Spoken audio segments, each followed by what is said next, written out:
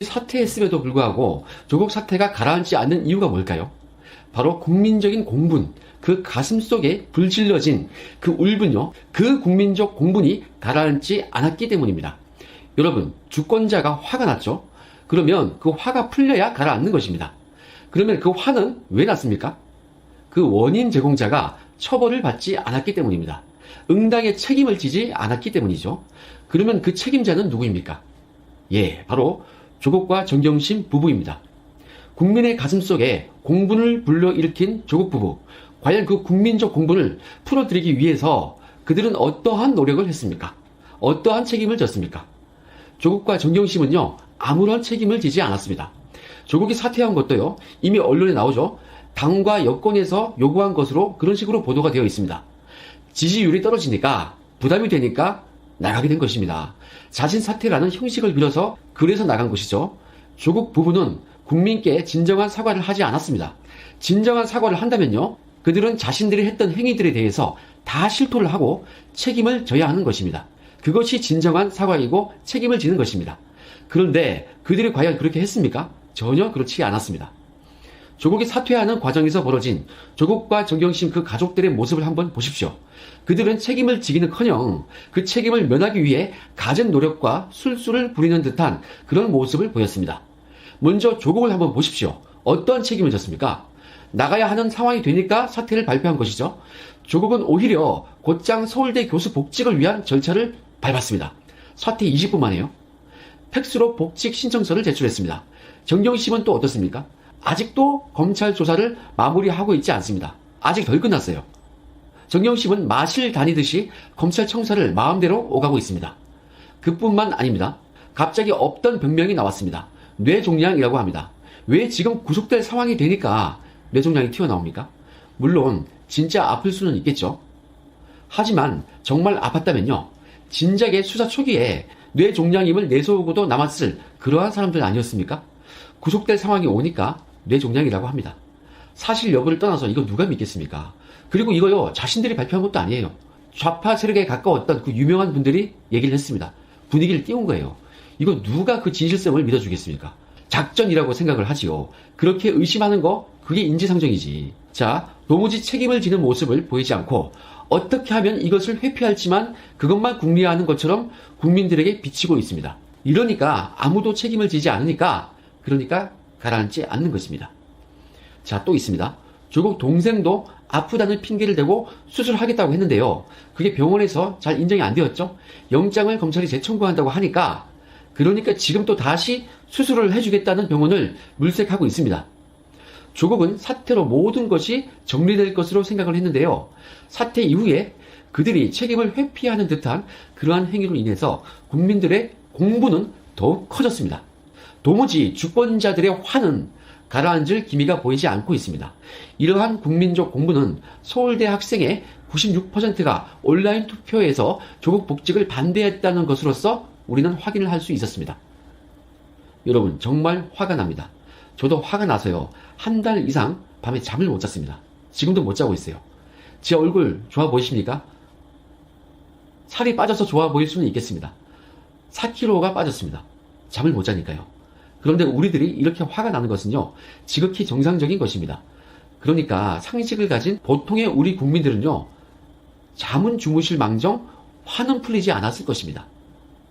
그런데요, 우리가 이렇게 분하고 잠 못 자고 이런 상황요, 어찌 보면 우리는 힘들어도 청와대와 여권에는요, 매우 안 좋은 상황입니다. 가뜩이나 지금 지지율이 떨어져가지고 조국까지 내보낸 모양새가 되었는데요, 조국 가족이 사퇴하고서도 청와대와 여권에 지금 부담을 주는 상황입니다. 내보냈으면은 그 덕을 봐야 되는데 그 덕을 못 보고 공분이 더 타오르니까 여권에 대한 공격이 더 세진 거예요. 지금 계속 여론이 안 좋아지고 있는 겁니다. 여권 입장에서는 정경심이나 조국, 이 둘 중에 한 명이라도 구속이 되기를 바라고 있을 것입니다. 이왕 사퇴했으니까. 그렇게 책임 있는 사람들 중에서 최소한 한 명이라도 책임을 지고 구속이 되면요, 그러면 울분이 조금은 가라앉거든요. 분이 조금 풀리죠. 그래야 제가 말씀드렸듯이 깔끔하게 홈런 한 방 맞고 그 라운드를 마무리 짓는 것입니다. 제대로 손절을 하는 것입니다. 그런데요, 지금도 사퇴를 했음에도 불구하고 아직 팔지 않은 주식같이 손절이 안 되고 주가가 계속 쭉쭉 빠지고 있는 것이죠.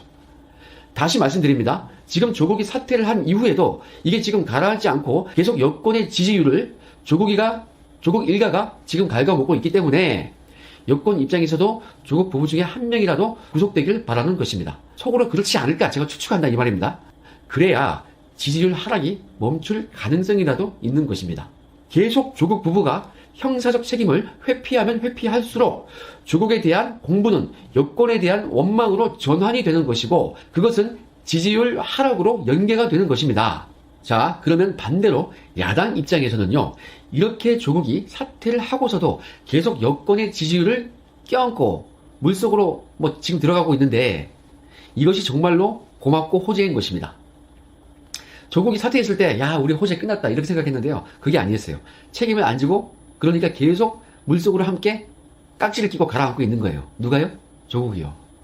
어찌 보면 조국 일가가 구속이 되든 안 되든 어떤 쪽이든요, 야당 입장에서는 호재입니다. 구속이 되면 그걸 발판 삼아서 문재인에 대한 대국민 사과를 촉구할 수 있고요. 그러면 투쟁에 확실한 명분이 생기는 거죠. 구속이 안 되면요, 국민적 울분이 커져가지고 여당 지지율이 깎이게 되는 것입니다. 어떤 쪽이라도 야권에는 매우 유리한 상황입니다. 그리고 검찰 입장에서도요, 지금 법원이 조국 동생 영장 기각으로 비판을 많이 받고 있죠. 이런 상황에서 조국 동생을 상대로 영장을 재청구하는 것보다는 정경심에 대해서 영장을 청구하는 것이 순서적으로 적절해 보입니다. 왜냐하면 법원이 이번까지 영장을 정경심에 대해서 연속적으로 기각을 해버리면요, 서초동에서 진짜 혁명같이 들고 일어날 것입니다. 그래서 법원은 부담스러운 것입니다. 정경심 영장을 청구하고 나서 그 결과를 보고서 조국의 동생에 대해서 영장을 재청구하는 것이 검찰 입장에서는 훨씬 효율적이지 않을까라는 판단을 저는 주관적으로 하고 있는 것입니다. 영장 청구하고서 결과가 안 좋아도요, 이미 방송했듯이 검찰로서는 부담이 덜합니다. 지금은요, 법원이 기각하면 욕을 먹게 되어 있는 그러한 검찰로서는 매우 유리한 여론 환경이 조성되어 있습니다. 자, 우리는 잃을 것이 없고 어떤 쪽이든 유리하게 작용될 것이라는 것이 저의 분석입니다. 이러한 일련의 과정을 지켜보면서 저는 조국 일가의 지나친 특혜를 다시 한번 생각해 봅니다. 자녀들이 특혜를 받고 좋은 학교로 진학을 하는 그 과정들요. 그리고 본인 능력에 비해서 부모가 합법, 불법, 수단과 방법을 가리지 않고 스펙을 키워주는 그 과정요. 공부를 못해서 그렇게 유급을 당하고서도 장학금을 계속 타내는 그 과정요. 과오가 많음에도 불구하고 민정수석에서 법무부 장관으로 영전을 하는 그 과정요. 정경심의 소환조사를 받을 때 포토라인을 면했던 그 과정요. 수사 상황을 다른 피의자에 비해서 과도하게 보호를 받은, 언론으로부터 보호받은 그 과정요. 압수수색을 받을 때 남편이 압수수색 책임자인 검사에게 빨리 하라고 종용을 하는 그 과정요. 검찰 조사를 받다가 마음대로 중간에 서명도 하지 않고 퇴청을 하는 그 과정요. 그리고 망했음에도 불구하고 그 재산을 보존하는 그 과정요. 제가 이 과정을요, 말을 다 할 수 없을 만큼 조국 일가는 수많은 특혜를 받아왔습니다. 자기들이 용이라는 그 인식이 너무도 확고해 보입니다. 평등을 주장하는 대표 선수급 좌파가 자신들은 평등하지 않고 우위에 있다, 이것을 몸소 보여준 케이스입니다. 도대체 왜 조국 일가는 이 지경이 오고도 특혜를 받고 있습니까? 그 특혜의 끝판은 뭡니까? 영장 기각에서도 우리는 엿볼 수 있습니다. 법과 양심이 아닌 법과 이념에 의한 결정이 아닌가, 매우 의심스러운 결과였습니다. 자, 이러한 조국 일가의 특권 의식을 엿볼 수 있는 정말 어이없는 사례가 최근에 또 나왔습니다. 조선일보에 며칠 전에 나온 기사인데요, 충분히 회자되지 않아서 제가 직접 제보자, 즉 피해자 측에 간접적으로 허락을 받았습니다. 그래서 제가 방송에 올립니다. 한만호라는 분인데요, 이분이 사행산업감독위원회 사무처장, 이 자리에 보직을 하고 있었는데 올해 9월 20일자에 파면이 되었습니다. 그 파면 사유가 웃깁니다. 근무 시간에 수시로 페이스북에 대통령과 정부를 원색적으로 비판하거나 친일 게시물을 올렸고 청와대 감찰 조사를 받고도 이러한 글을 올렸다는 것입니다. 이분은 국장급 공직자예요. 고위직이죠. 그런데 무려 파면 조치됐습니다. 이분이 근무 시간에 페이스북으로 정부를 비판한 것이, 이것이 좀 큰 것 같은데요. 이거 조국도 근무 시간에 페이스북으로 죽창가를 외치면서 반일 감정 조성하면서요, 은근 야당을 비판한 거 아닙니까? 자유한국당을 친일로 엮어가지고 그렇게 비판한 거 아니에요. 조국도 똑같습니다. 근무 시간에 페이스북 한 거 똑같죠? 그런데 조국은 파면, 징계, 감찰 조사 이런 거 받았습니까? 전혀 안 받았죠? 이거 안 받고 오히려 법무부 장관으로 영전이 되었죠. 자, 파면된 한만호 전 처장과 조국과의 차이는 뭐가 있습니까? 하나 있죠. 업무 시간에 페이스북 한 건 똑같단 말이에요. 행위는 똑같은데 차이는 뭔가? 그 차이는 뭐냐면은 누구를 비판했느냐의 차이가 있는 것입니다. 페이스북 글 게시는 똑같이 근무 시간에 했는데 여권을 비판했느냐, 야권을 비판했느냐 이거에 따라서 누구는 법무부 장관으로 영전을 하고 누구는 파면 조치되었습니다. 이게 정말 나라입니까? 이거요, 제가 폭로한 거하고 제가 양심 선언한 거하고 똑같습니다. 여권을 비판하는 감찰 보고서 쓰면은 싹 그냥 무마해버리고 야권을 비판하는 그러한 감찰 보고서를 쓰면은 정말 좋다고 받아들이고 수사 의뢰해버리고 사표도 받고 이런 거 아닙니까? 자, 여러분, 여권 비판하면 안 됩니까? 못하면 못한다고 얘기할 수 있어야 그게 민주사회 아닙니까? 그게 만약 안 된다, 공직자는 그러면 안 된다, 정치적 중립 때문에 안 된다, 그렇다면요 조국도 야권 비판하면 안 되죠. 조국은 공직자였잖아요. 감찰하고 사정하는 공직자였죠. 그러면 감찰하고 사정하고 검증하고 이거 열심히 해야지. 그 시간이 왜 페이스북으로 정치권을 비난합니까? 정무수석도 아닌데. 그렇지 않습니까? 조국은 민정수석으로 근무하면서 그렇게 페이스북 할 시간에요, 자기 고유의 업무인 검증이나 열심히 했었어야죠. 불공정도 이러한 불공정이 없습니다. 그러니 국민들이 이 정부가 주도하는 공수처를 믿지 못하는 것입니다. 그 공수처가 공정하게 하겠습니까?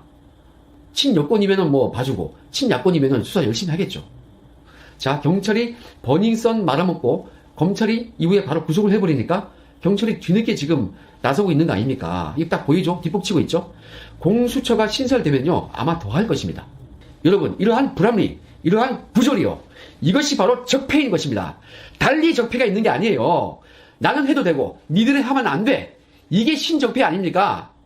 이러한 신적폐, 이거 우리가 꼭 처단해야겠습니다.